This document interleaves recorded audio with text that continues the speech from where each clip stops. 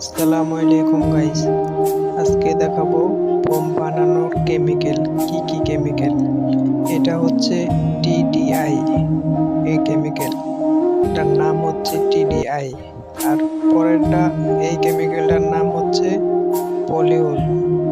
আরেকটা কেমিক্যাল আছে, ওটার নাম হচ্ছে কোপলি।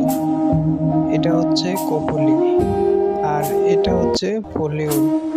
এই তিনটা কেমিক্যাল, আরো কিছু কেমিক্যাল আছে।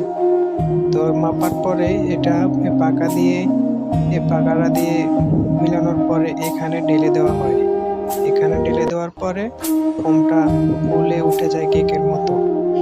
এখানে ফোমটা হয়ে যায়, পুরোটা ফোম এখানে হয়ে যায়। এই যে এই পাকাটা দিয়ে মিক্স দেওয়া লাগে প্রথমে।